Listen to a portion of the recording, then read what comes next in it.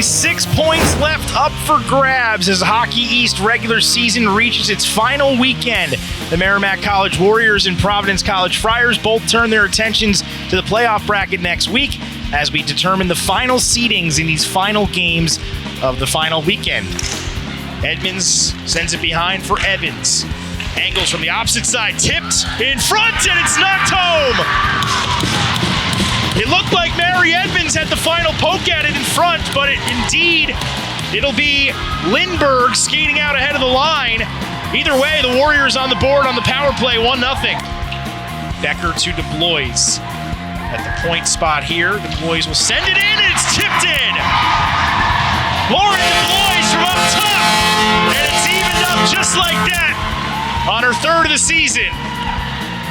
This one happens with a lot of traffic in the slot area. DeBlois able to take that long shot from the point. I was going to mention, before we had the goal, that this Friars power play, it doesn't have the stats. If you're purely just looking at the numbers, you would think that it's underperforming. But if you watch it with your own eyes, they do get a lot of offense generated from the blue line, and they get a lot of second chance opportunities. They just haven't been able to put all of them home. And this is one of those times where they get the offense going from the back end up towards the point, and this time it finds its way all the way through.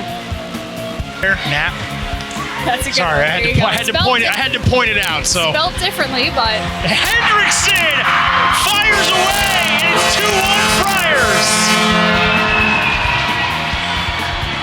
Another shot from the point that goes in for the Friars.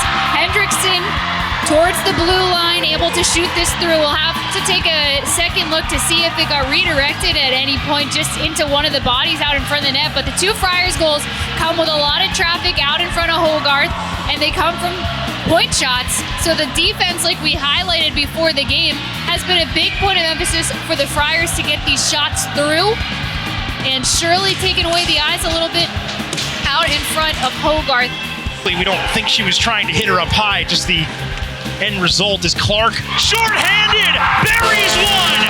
It's 3-1 Friars. How's that for a 5-minute kill? Well, it's a great start, John, to the kill, and the first shorthanded goal for the Friars this season. Clark made the steal at the blue line. She was able to push the pace. She had a lot of energy. She had just started that shift, and so she's able to take the puck up ice, and she goes 5-hole to beat Hogarth. As we'll get a chance to see the finish from this angle, she comes in from the side, quick snapshot shot low, and enjoying a personal best as far as her numbers are concerned here in her 5th year with the Friars.